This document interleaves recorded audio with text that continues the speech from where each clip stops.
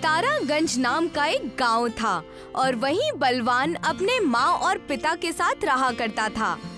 बलवान बहुत ही आलसी था, जिस बात से उसका खानदान हमेशा परेशान और हताश रहता था। रात भर सोते हो, दिन भर सोते हो, आखिर तुम करते क्या हो और तुम्हें इतनी नींद आती कहाँ से है? माँ, क्या तुम भी? अभी बस 2 बज रहे हैं, अभी नहीं सोऊंगा तो कब सोऊंगा? तुम्हारे इस आलसी पने से हमारा खानदान कितना जूझ रहा है। पापा ने तुम्हें कितने दिनों से देखा नहीं, वो जब भी आते हैं तुम उस वक्त सोते ही रहते हो। रात भर मच्छरों के वजह से नींद नहीं आई, इसीलिए दिन में सो रहा हूँ। बलवान की इस आदत से बलवान का घर तो परेशान था ही, लेकिन पूरे गांव ने उनका जीना दुश्वार कर रखा था। धूमकेतु जी, कहाँ तरफ जा रहे हैं आप? बस चाय पी कर घर की तरफ। क्यों, क्या हुआ? आज तुम बड़े थके हुए लग रहे हो। हाँ, अब क्या करे, मेहनत करके घर जाओ तो थक कर सोने का अलग ही मज़ा है। वैसे ये सब तुम्हें कैसे पता चलेगा? तुम्हारा बेटा तो आलसी है। तुमने तो पते की बात की है भाई, मेरे बेटे का कोई तो इलाज निकालना ही होगा। बलवान के पापा वहाँ से निराश होकर चले जाते हैं और बलवान को नींद से उठाकर उसे घर की परेशानी के बारे में समझाने लगते हैं। बेटा, तुम मेरी बात सुनो। मैं तुमसे ये कहना चाहता हूँ कि तुम्हारी उम्र के सारे बच्चे अच्छे तरक्की कर रहे हैं, पढ़ाई के कई साल बीत गए हैं, लेकिन तुम अब भी बच्चों जैसे हो। पापा, क्या हम इस बारे में कल बात करें? मैंने रात भर जाग कर शूरवीरों की तरह जंग जीती है। तुमने कैसे जंग जीती, ये क्या कह रहे हो? बलवान और उसके पापा दोनों बात कर ही रहे थे कि उसकी खिड़की से घूमर चाचा ने उनकी सारी बातें सुन ली। तो यह राज है, बलवान सिर्फ नाम से ही नहीं, असल में ही बलवान है। एक अनोखी जंग जीतकर हमारे कस्बे में आया है, यह बात सभी को बतानी होगी। घूमर चाचा आधी अधूरी बात सुनकर वहाँ से चले गए। तब बलवान ने जंग की बात अच्छे से अपने पापा को बताई। जंग यानी मैंने पूरी रात मच्छर मारे, मैं उसकी बात कर रहा हूँ। आप समझ क्यों नहीं रहे? तुम्हारी बहकी बहकी बातों से मैं परेशान हो गया हूँ। यह भी कोई जंग की बात है? मैं तुमसे भविष्य की फिक्र के बारे में बात कर रहा हूँ। सब अच्छा ही होगा पापा। बचपन में उस बाबा ने नहीं कहा था कि मैं बड़ा कामयाब राजा बनूंगा? इतना कहकर बलवान सो गया। इस लड़के का कुछ नहीं हो सकता, आप चलिए खाना खा लीजिए। आधी अधूरी बात को सुनकर घूमर काका बलवान के शूरवीर होने की बात पूरे गांव में फैला देते हैं। मुझे तो पहले से ही पता था कि लड़का गुणी है, मैं अच्छे से ये बात जानती थी। ये बात तो हमें हमारे कस्बे के राजा को बतानी चाहिए। घूमर चाचा और सभी गांव वाले मिलकर बलवान के शूरवीर होने की कहानी उस गांव के महाराज के पास सुनाने चले गए। हम आपसे अपने गांव के शूरवीर 100 लोगों को एक बार में हराने वाले महापराक्रमी योद्धा बलवान के बारे में बताने आए हैं। हमारे राज्य में इतना बड़ा योद्धा कौन है जिसके बारे में हमें नहीं पता? राजा और प्रजा बात कर ही रहे थे कि तभी उनके मंत्री ने और बढ़ा चढ़ाकर कहा, हाँ महाराज, मैंने भी उस शूरवीर के कई किस्से सुने हैं। उस शूरवीर के क्या कहने, बलवान जैसा योद्धा आज तक पैदा नहीं हुआ। बादशाह ने प्रजा और मंत्री की बात सुनकर फैसला किया कि बलवान से उनकी मुलाकात कराई जाए। बादशाह के 2 सिपाही बलवान के घर चले गए। यहाँ कोई बलवान है? उन्हें राजा ने अपने दरबार में बुलाया है। कौन है जो सुबह सुबह घर पे आ गया है? इस शूरवीर की नींद कितनी जरूरी है। हमें माफ करना, लेकिन आपको महाराज के पास चलना होगा। चलो। सिपाही बलवान को लेकर बादशाह के पास चले जाते हैं। बादशाह के पास पहुंचते ही बलवान को अपनी झूठ से डर लगने लगता है और वो दरबार की चकाचौंध देखकर सहम जाता है। हे भगवान, अगर मेरी सच्चाई इन्हें पता चल गई तो राजा मुझे आजीवन कारावास में भेज देंगे।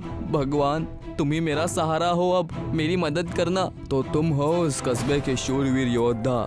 जी महाराज, अब लोगों ने मान रखा है, मैंने घमंड नहीं किया। बादशाह और बलवान बात कर ही रहे थे कि वहाँ पर मंत्री भागता हुआ उनके पास आया। महाराज, महाराज, हमारे राज्य में मुसीबत आन पड़ी है। लोगों के गहने और पैसे सब चोर चुरा कर ले जा रहा है। यहाँ तक कि हमारे सिपाहियों के सारे कपड़े और हथियार उन्होंने चुरा लिए हैं। ये तो बड़े परेशानी की बात है, इसका तो कोई इलाज निकालना ही होगा। अरे हाँ, हमारे पास हमारे कस्बे का शूरवीर तो है ना, ये काम उन्हें सौंपा जाए। उनका तपोबल और महाबल यहाँ काम आएगा। बादशाह के हुक्म के अनुसार बलवान को जंगल में छोड़ दिया जाता है और साथ ही साथ बलवान को कुछ खाने की चीजें और कुछ कपड़े दे दिए जाते हैं। हे भगवान, इतनी रात गए जंगल में मुझे अकेले छोड़ दिया। पता नहीं यहाँ क्या करूँगा, कैसे पकड़ूंगा उन चोरों को। मुझे तो बड़ा डर लग रहा है। बलवान ठंड में कांपते हुए जंगल के अंदर चला गया और वहीं एक दरख्त के नीचे डर के मारे बैठ गया। अगर मैंने उन चोरों को नहीं पकड़ा तो राजा मुझे आजीवन कारावास में डाल देंगे। मैं क्या करूं, कुछ समझ में नहीं आ रहा। मेरे पास बेहोशी की दवा भी रखी है, मैं इसे सुबह उठ के ही खाने में मिलाकर खा लूंगा। बलवान अपने पास रखे खाने में उस बेहोशी की दवा को मिलाकर रख देता है और खुद दरख्त के नीचे सो जाता है। बलवान के सो जाने के बाद वहाँ पर चोर आते हैं जो बलवान को सोता देखकर एक दूसरे से कहते हैं, सरदार, ये देखो, कोई राहगीर सो रहा है और उसके पास अच्छे अच्छे कपड़े भी दिख रहे हैं। सितारागंज में चोरी भी हो गई और इसे भी लूट लेते हैं। कपड़े ले लो सारे, देखना इसमें गहने भी होंगे। हो, और उसके पास से खुशबू भी अच्छी आ रही है। जरूर अच्छा खाना रखा है इसके पास। हमें इस लजीजदार खाने को खा लेना चाहिए। उन डाकुओं में से एक डाकू ने बलवान का रखा हुआ खाना उठा लिया और सबसे कहा, देर किस बात की, इस खाने को खाकर यहाँ से चले जाएंगे। खाने तो लजीजदार राजघराने का लग रहा है। हाँ, तुमने सही कहा, हम ऐसा ही करेंगे। और जैसे ही उन डाकुओं ने खाना खाया तो वो सारे डाकू वहीं बेहोश हो गए। और जैसे ही सुबह हुई, वहाँ राजा के 2 सिपाही आ गए और उन्होंने देखा कि शूरवीर बलवान सो रहे हैं और उन्होंने सारे डाकुओं को बेहोश कर रखा है। देखा हमारे शूरवीर को, डाकुओं को यूं बेहोश कर दिया। वाह, क्या बात है। हाँ हाँ, अब हम हर जगह जाकर इनकी वाहवाही करेंगे। सिपाही की बात सुनकर बलवान नींद से जाग उठा और उन डाकुओं को बेहोश पाकर हैरान रह गया। ये सब क्या हो रहा है? ये डाकू बेहोश कैसे हो गए? देखा, कितने जमीन से जुड़े हुए हैं। ऐसा बर्ताव कर रहे हैं कि जैसे कुछ हुआ ही नहीं है। वाह वाह, आप ही ने तो इन्हें बेहोशी वाला खाना खिला दिया जिनसे ये बेहोश हो गए, और ऐसे बर्ताव कर रहे हैं जैसे कुछ जानते ही नहीं। दोनों सिपाही बलवान को लेकर बादशाह के पास पहुँचे।